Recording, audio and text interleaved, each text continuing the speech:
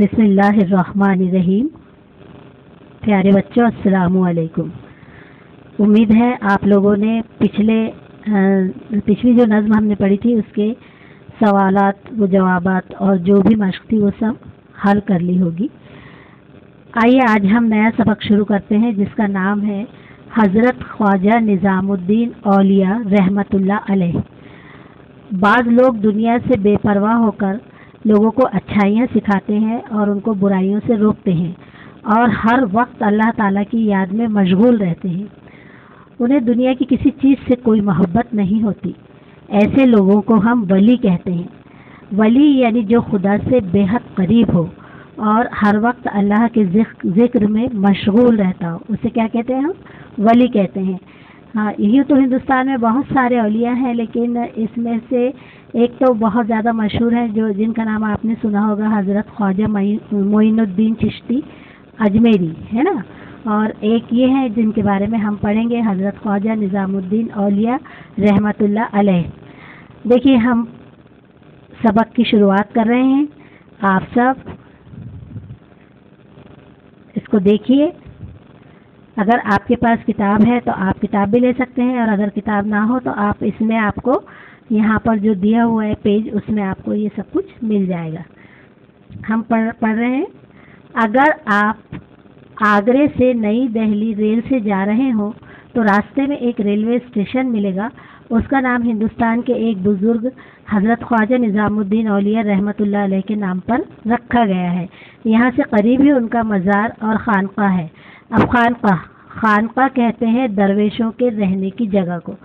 दरवेश का मतलब वैसे फ़कीर होता है, लेकिन दरवेश का मतलब सिर्फ फ़कीर ही नहीं होता, बल्कि दरवेश का मतलब ये भी होता है कि जो अल्लाह ताला से बहुत ज़्यादा नज़दीक हो, जो अल्लाह ताला की याद में मशगूल रहता हो, यानी खुदा रसीदा, उसको भी क्या कहा जाता है? दरवेश कहा जाता है। तो जो लोग अल्लाह ताला की याद में मशगूल रहते हैं और अलग थलग रहकर अल्लाह ताला का जिक्र करते रहते हैं, जो जिस जगह पर जिक्र करते हैं उसको कहा जाता है खानका। ये इलाका बस्ती निज़ामुद्दीन कहलाता है। यहाँ हर साल ख्वाजा साहब के उर्स के मौके पर अलग अलग मज़हब के मानने वाले लोग कसरत से शरीक होते हैं।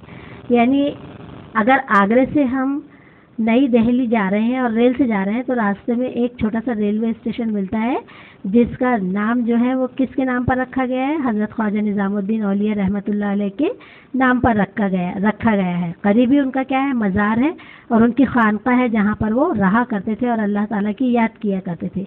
इस इलाके को नाम क्या दिया गया है? निज़ामुद्दीन, बस्ती निज़ामुद्दीन उसको नाम दिया गया है। कहा जाता है कि हज़रत निज़ामुद्दीन के दादा बुखारा से हिंदुस्तान आए थे। अब बुखारा जो है एक शहर का नाम है, और ये शहर जो है उज़्बेकिस्तान में है। जिस तरह से हमारा इंडिया एक कंट्री है और हमारा अकोला जो है उसका एक शहर है, इसी तरह से उज़्बेकिस्तान एक कंट्री है, एक मुल्क है, और उसका एक शहर है बुखारा। तो हज़रत निज़ामुद्दीन रहमतुल्लाह अलैह के दादा कहाँ से आए थे? बुखारा से आए थे हिंदुस्तान। जब ख्वाजा बुखारा जो है अपनी मसाजिद और अपने मदारिस के लिए भी जाना जाता है। जब ख्वाजा साहब की उम्र 5 बरस की हुई, उस वक्त उनके वालिद का इंतकाल हो गया। वालिदा ने उनकी तालीम व तरबियत पर बहुत तवज्जो दी। उनकी इब्तदाई तालीम बदायूं में हुई। अब ये बदायूं जो है ये उत्तर प्रदेश का एक शहर है, उत्तर प्रदेश में है ये। उसका नाम क्या है? बदायूं। तो वहाँ पर जब ये दादा जो थे वो पहले बुखारा के रहने वाले थे, जब वो हिंदुस्तान आए और इनकी तालीम शुरू हुई तो शुरुआत की तालीम जो है वो कहाँ पर? इब्तदाई मतलब शुरुआत की तालीम बदायूं में हुई। आला दीनी तालीम हासिल करने के लिए ख्वाजा साहब अपनी वालिदा के साथ दिल्ली आ गए। उस ज़माने में दिल्ली इल्म का मरकज़ था, मतलब दिल्ली में जो है वो बहुत ज़्यादा आलिम हुआ करते थे और वहाँ पर इल्म का वो मेन मरकज़ था, सेंटर था। तालीम हासिल करने के बाद हज़रत ख्वाजा निज़ामुद्दीन औलिया रहमतुल्लाह अलैह अयोध्या पहुँचे। अब ये अयोध्या जो है वो पाकिस्तान का एक वो है शहर है, एक पाक पटन के पास एक छोटा सा देहात है जिसका नाम क्या है? अयोध्या। और ये है कहाँ पर? पाकिस्तान में। वहाँ हज़रत बाबा फरीदगंज शकर रहमतुल्लाह अलैह की खिदमत में हाजिर हुए। यानी पहले कहाँ गए अपनी वालिदा के साथ, दहली आ गए, और फिर तालीम हासिल जब कर चुके वो, तो उसके बाद कहाँ गए, उनसे मिलने के लिए गए, किससे, बाबा फरीदगंज शकर रहमतुल्लाह अलैह की खिदमत में हाजिर हुए, मतलब उनसे मिलने गए। वापसी में बाबा ने उन्हें दुआएं दी। अब ये बाबा फरीदगंज शकर रहमतुल्लाह अलैह भी जो है वो क्या है, अल्लाह ताला के वली है। इनके ताल्लुक़ से एक बहुत ही किस्सा मशहूर है, वो ये है कि ये जंगलों इबादत और रियाजत करते रहा करते थे, और वहीं पर जंगलों में ये फिरा करते थे। एक दिन इन्हें बहुत शिद्दत की प्यास लगी, तो ये पानी तलाश करते करते एक कुएं के पास पहुँचे। जब वो कुएं के पास पहुँचे तो उन्होंने झांक कर देखा तो पानी बहुत ज़्यादा नीचे था। अचानक उनके दिल में ये ख्याल आया कि अगर रस्सी और डोल होता तो मैं पानी निकाल कर पी लेता। उसी दरमियान में क्या हुआ, एक हिरन जो है वो दौड़ता हुआ कुएं पर आया, और उसने पहले कुएं में झांका और फिर आसमान में देखा। जैसे ही उसने आसमान में देखा और फिर कुएं में देखा तो पानी फौरन ऊपर आ गया। हिरन सैराब होकर उसने पानी पिया और हिरन जो है वहाँ से चला गया। और जैसे ही बाबा फरीदुद्दीन शकरगंज ने अपने हाथ पानी की तरफ बढ़ाए, पानी नीचे उतर गया। तो इनको मतलब बहुत वो हुआ, इन्होंने कहा कि अल्लाह ताला, मेरी इबादत और रियाजत में ऐसी कौन सी कमी रह गई कि तूने एक बेज़बान को पानी से सैराब किया, एक बेज़बान की प्यास बुझाई, और जब मैंने पीना चाहा तो पानी नीचे चला गया। तो उस वक्त उनको एक आसमानी आवाज़ सुनाई दी थी। कहा जाता है कि उसमें ये कहा गया था कि उसने मुझ पर तवक्कल किया और तूने रस्सी और डोल पर तवक्कल किया। यानी करने वाली ज़ात किसकी है, अल्लाह ताला की है। अल्लाह चाहे तो सब कुछ मुमकिन है, अल्लाह चाहे तो सब कुछ हो सकता है। तो उन्हें मतलब इस बात का इतना एहसास हुआ कि वहाँ से वापस लौटने के बाद 40 दिन तक मुसलसल उन्होंने ऐसी इबादत की, कुछ खाया नहीं और बस इबादत में मशगूल रहे। और उसके बाद जब वो मतलब 40 दिन के बाद जब वो वहाँ से उठे अपनी जगह से और उन्होंने मिट्टी को अपनी मुट्ठी में उठाया तो वो शकर बन चुकी थी। तो वहीं से उनका लक़ब जो है बाबा फरीदुद्दीन शकरगंज रहमतुल्लाह अलैह पड़ा। तो इनसे मिलने के लिए हज़रत निज़ामुद्दीन औलिया रहमतुल्लाह अलैह कहाँ पहुँचे थे, अयोध्या पहुँचे। बाबा फरीदगंज शकर रहमतुल्लाह अलैह की खिदमत में हाजिर हुए।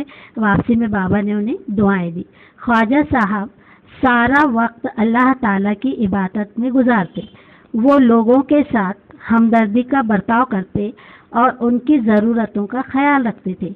ख्वाजा साहब की खानकाह में लोगों की भीड़ लगी रहती। अब जाहिर सी बात है कि ख्वाजा साहब जो है वो ज़्यादा वक्त कहाँ गुजारते थे, अपना इबादत में गुजारते थे, और लोगों के साथ जो है वो हमेशा क्या करते थे, हमदर्दी और मोहब्बत का बर्ताव किया करते थे और हमेशा उनकी ज़रूरतों का ख्याल रखते थे। इसलिए ख्वाजा साहब की खानकाह में लोगों की भीड़ लगी रहती थी। इस भीड़ की वजह से उनकी इबादत में हर्ज होने लगा, तो वो दिल्ली से दूर गयासपुर गाँव में जा बसे। अब उनका तो जो ख़ास काम था वो इबादत था, वो तो हमेशा हर वक्त इबादत में और ज़िक्र में मशगूल रहते थे। लेकिन लोगों की भीड़ की वजह से क्या हुआ कि उनकी इबादत में खलल पड़ने लगा। तो इसलिए वो उन्होंने क्या किया, दिल्ली से दूर एक गांव था छोटा सा, जिसका नाम क्या था, गयासपुर। क्या नाम था उसका गांव का, गयासपुर। तो वो फिर क्या हुआ, वहाँ से गयासपुर जा बसे। यही वो गांव है जिसे आज बस्ती निज़ामुद्दीन कहते हैं। इस गांव को क्या कहा जाता है, बस्ती निज़ामुद्दीन कहा जाता है। ठीक है, आज हम बस यहीं पर ख़त्म करेंगे। आपको करना ये है, आज आपका काम ये है कि आप इसे पढ़ने की कोशिश कीजिए। आप सुनिए, इस वीडियो को बार बार सुनिए और अल्फाज पर गौर कीजिए और इसको पढ़ने की कोशिश कीजिए।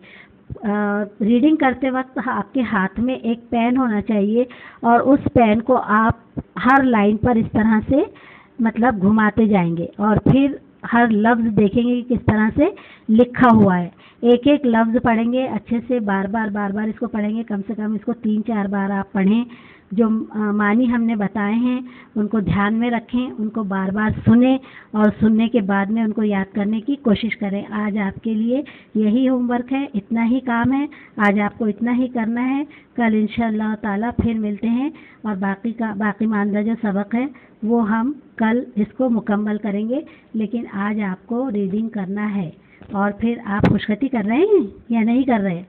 دیکھیے بھائی، ہم آپ کی کاپی دیکھیں گے، آپ کی کاپی میں ہمیں لکھا ہوا چاہیے، پوری مشق بھی چاہیے، خوش خطی بھی چاہیے، ڈیٹ وائز چاہیے، اچھی طرح سے لکھا ہوا ہونا چاہیے، اور اس میں بھی آپ اب اس سبق کی خوش خطی شروع کیجیے، اور آپ جو پیراگراف 2 پیراگراف ہوئے ہیں، ان دونوں پیراگرافوں کو 3 پیراگراف ہوئے ہیں، ان کو آپ اچھے سے پڑھیے، بار بار پڑھیے، اور اس میں سے جو الفاظ ہم نے آپ کو بتائے ہیں ان کے میننگ یاد کیجیے، اور اس میں سے 2-3 پیراگراف جو ہے، یا 5-5 جملے جیسے بھی ہم نے آپ کو بتائے تھے ویسے لکھنے کی کوشش کیجیے۔ فی امان اللہ۔